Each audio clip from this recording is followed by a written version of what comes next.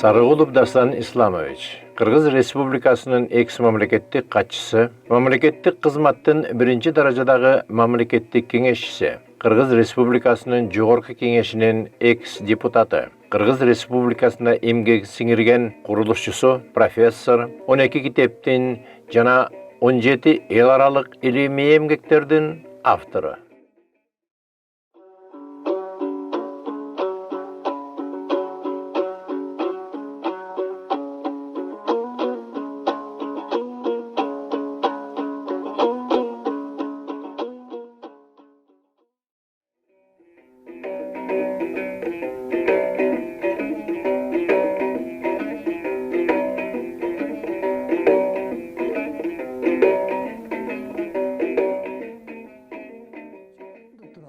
Ел қатты біліп оқи алған бойынша көрдіңізбі, біздің ел өте сауатты ел.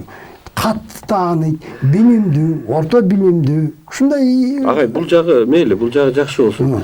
Ал эми экономикалык баягы деңгээлин алганда биздики бир эле төмөн да, сиз азыр атаган мамлекеттердин баарынан төмөн болот. Ошого мен алып келе атпаймынбы? Эгерде аянтыбыз мындай болсо, элибиздин билими сапаттуулугу мындай болсо, анда маселе эмнеде деген суроо туулуп атпайбы? Маселе бир эле нерседе.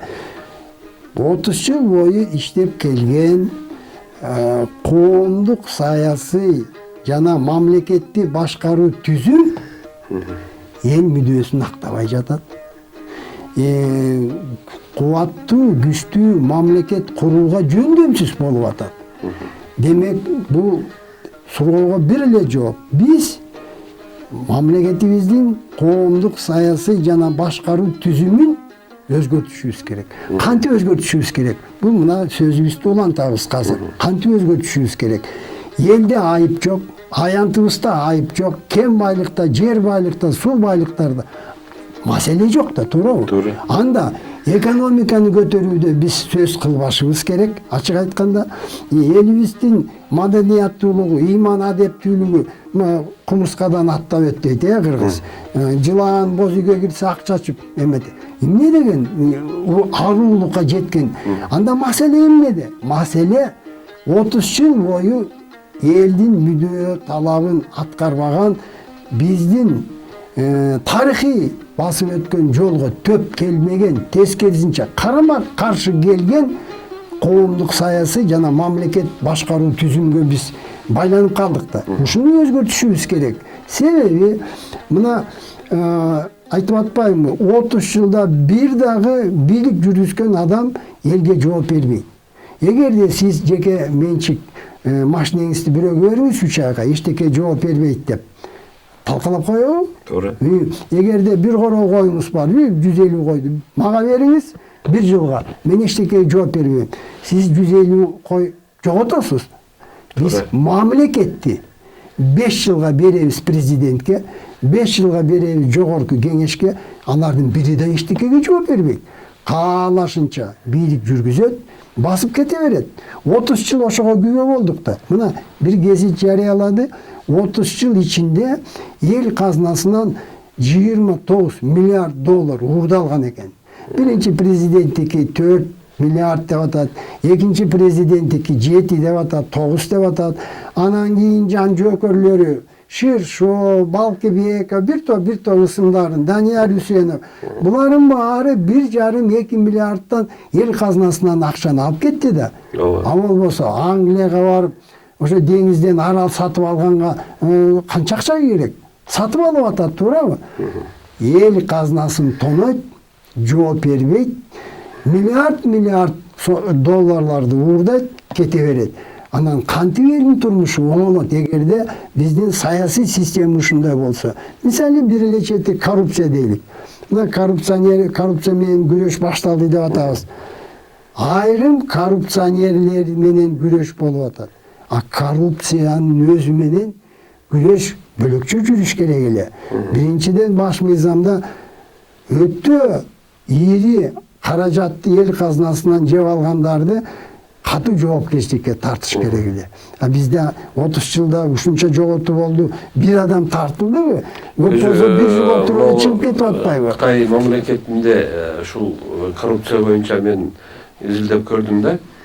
Булар эң жогорку бийлик баягы системасында иштеген адамдарды коррупцияга күнөөлөп, кармап, далилдеп, жанагы миллиарддаган юань акчаны жегендигин далилдеп, ошол акчалардын баарын кустуруп, анан кийин аны өлүм жазасына баягы тартып, анан дагы ошол аткан окту үй бүлөсүнө төлөйсүңөр деп, аткан адамдын баягы услугасын төлөйсүңөр деп счет берет экен да.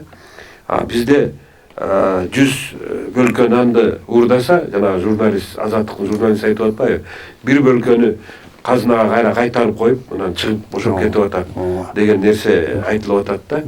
Анан чындыгында эле бул коррупция менен күрөштү биз кимден үйрөнүшүбүз керек? Же биздин ата-бабаларда ушул коррупцияга каршы илгери деле болсо керек да. Кандайдыр бир жолдор бар беле агай, ушуга токтолсоңуз. Эми мындай биздин бабаларыбыз бизге керемет мурас, улуу үлгү калтырган экен да. Сиз жакшы билесиз, кайсы бир доордо уурулук кылган адамдар кандай катуу жазаланган, туурабы? Аны эми кайталап эле коелук, башын кесип, атасынын мойнуна илип элге чыксаң, ушу менен чыгасың деген. Ушинтип отуруп кыргыз арулукка жеткен да. Бир деп коелук. Экинчи, ата-бабаларыбыз мынтип айткан. Эл байлыгы адилет деген. Адилет болбой эл жарыбайт деген. Бул акылбы, акыл эмеспи? Адилет болбой эл жарыбайт деген. Эл байлыгы адилет, таянычы калыстык, келечеги акыйкат. Болду. Ушуну эмне үчүн биз карманбайбыз? Ушуну эмне үчүн турмушка ашырбайбыз? Мына жөн эле айтып коеюн. Же болбосо бабаларыбыз мынтип айткан, теңирим теңдикти жалгайт деген. Элде болсо тең болсун, тең болбосо көпчүлүктүн суга өтүп кетет, жукпайт, арам болот дечи. Ошого ишенген элем. Ошентип жашаган кыргыз, Мисалы бийлик, сот бийлигин айталык. Бийлер дайымата эл тараптан шайланган. Бийлер айлык алган эмес эч кимден. Эки араздашкан тараптан экөө тең ыраазы болгондо наркка ылайык эки тарап тең бийге өзүнүн рахматын айткан. Бул пара болгон эмес. Ал нартты бузалган эмес. Бул тажрыйба. Эгерде сот бийлигине келсек тажрыйба. Анан эми коррупция кай жерде жок. Жетекчи аз болсо коррупция азаят. Бийлик жүргүзгөн адамдар канча көп болсо, ошончо коррупция көп болот да. Ушундай да. Кыргыз бийликти кантип жүргүзгөн? Эл жүргүзгөн өзү. Эл өзү жүргүзгөн. Эл өзүнөн өзү мурдабайт да. Мына ушул тажрыйбаларды эгерде биз эсибизден чыгарбай, ушуларга көңүл бурсак, ушуну турмушка ашырсак, анан мисалы Кыргызда да абдан катуу сөз бар. Элине пайдасы жок, тирүүнү өлгү деп койгон. Бул элдин наркы болгон да. Ар бир эне бала төрөлгөндө элиме кызмат кыл дечи. Туурабы? Ооба.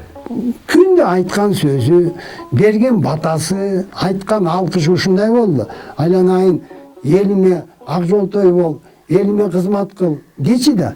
Биз ушунун баарын жоготуп койдук да. Эне сүтүн актаганда да актаган жок дегенде эне элге кандай кызмат кылды, ошого карата сүтүмдү актадым балам деп айткан да. Көрдүңүзбү? Бул жазылбаган мыйзам, бирок ар бир үй бүлөдө ар бир бала, ар бир кыз ушуну угуп, ушу менен тарбияланып, ушу менен өскөн да, туурабы? Ал мен элдин насыбырысына колумду салайын, элдин мүлкүн уурдайын деген ойго келбеген маселелер. Биз тарбия жагынан да толук алдырып койдук да. Тескерисинче эчтекеге жооп бербеген эл казынасын тоногон президенттер, премьер-министрлер үлгү болуп атат да. Ала берсе болот турбайбы? Жей берсе болот турбайбы? Жооп бербейт экенсиң да. Кетип калат экенсиң да. Бир 90-жылдардын башында премьер-министр болгон бир агайыбыз айтпады беле. Азыр только баягы келесолор менен эле жалкоолор уурдабайт деп. Мына көрдүңүз. Ушундай эмени таң улап туруп элдин мээсине куюп салганда, Ушундай да 30 жыл бою Бул үлгү болуп калды да. Мына балдардан сурасаң ким болосуң деп. Илгери баатыр болом дечи эле, илгери мисалы жылкычы болом дечи эле. Кийинки мезгилде сураса айтып атпайбы? Мен ОПГ болом деп атат. Мен тиги бажыга барам дейт. Мен салыкчы болом дейт. Президент болом дейт. Эмне кыласың десе уурдайм дейт. Уурдайм дейт. Анан эмне кыласың десе качып кетем дейт. Дейт мына көрбөйсүзбү? Биз ушул үлгүлөр менен элибизге таптакыр бөлөк багыт берип койдук да. Өзү агай ушул мынагу 30 жылдан мурдараак баягы Советтер Союзун талкалоого багышталган жанагы Аллен Даллас менен Чарльз Даллас деген эки бир туугандар, бирөө мамлекеттик катчы Американын, бирөө ЦРУнун директору болуп туруп иштеп чыккан, булардын жанагы протоколу сионских мудрецов деген атайын 24 протоколу болгон экен да, 49-жыл иштеп чыккан. Анан ошонун негизинде булар баягы чоң мамлекетти жок кылуунун негизги идеологиясын иштеп чыккан экен. Мында баягы адамдардын жогорку баалуулуктарынын баарын жокко чыгаруу деген да. Анан мен бүгүн ойлойм, ушул 30 жыл ичинде ушул Аллен Далластын программасы 100% эмес, 200% акталды да, ошол иштеп орундалды. Биздин бул бир эле Кыргызстан эмес, жалпы эле постсоветтик мамлекеттердин баарында эле ишке ашты да. Туптуура. Анан эми булар дагы бир протоколду иштеп чыгышып, кийинкилери мындан ары дагы адам затты жок кылуунун, баягы адамдык касиетти жок кылуунун үстүнөн иштешип атабы деген дагы сөздөр айтылып келүүдө. Анан ушундай абалда, ушундай баягы элибиз деградация болуп, ата бабадан калган баалуулуктардын баардыгы бүгүнкү күндө унутулуп, алар эскерилбей калууда да. Ушундай абалдан чыгуу үчүн жолду кантип табабыз, агай, ушуну айтсаңыз. Мындай да туура байкадыңыз, экономиканы кыйроого учуратып алдык да. Биздин заводдор, бүт эле ири чоң заводдор эмнеге айланды? Соода түйүндөргө айланып калбады. Ооба. Же болбосо кампага айланды. Имараттар. Ичиндегинин баарын сатып ийдик. Сатып бердик. Анан бирөөлөр байыды. Аз саналуу бир 5000 үй биле байыды. Калгандары болсо же бөлөк өлкөгө кетти, же болбосо ыймандуу адептүүлөрү жакыр жарды болуп жашап келатат да. Демек, мындай турмуштун келечеги жок, мындай мамлекеттин келечеги чектелген. Ачык айтыш керек. Бул адамзаттын тарыхы тастыктаган нерсе. Алыска узап кете албайбыз. Эгерде ар бирөө кай жерден мен кымтып алсам, кай жерден мен уурдап алсам, кимге барып пара берип, кимден барып канча өйнөп алсам деген саясат үстөмдүк кылган мамлекеттин келечеги жок. Келечеги жок. Бирок бизге бабаларыбыз чоң тажрыйба калтырган. Сиз эми жакшы билесиз, Сак доорунда, Пазырык дөбөмүздө, Аржан дөбөмүздө эл башкарган калыс адилет, баалуу, бартуу адамдардын мүзөлөрү кыргыздарга таандык экенин биз көрүп атабыз да. Бул талашсыз, муну эч ким жокко чыгара албайт. Же болбосо мына Чыңгызхан доорунда, Атилла доорунда кыргыздар катышкан башкарууда. Иранды башкарганда сиз эмне үчүн ушундай ийгиликтерди жараткан? Жанагы адилет болбой эл жарыбайт деген сөздү булар турмушка ашырган. Булар калыс болгон, акыйкат болгон. Кол ийрисине тартат деп өзүнүн туугандарын чардаткан жок да булар, туурабы? Булар мисалы Чыңгызхан доорунда салык 10% экен да тапкан кирешеден. Азыр болсо 35%, 38-42%га чейин ишкердин тапканын мамлекет алып атат.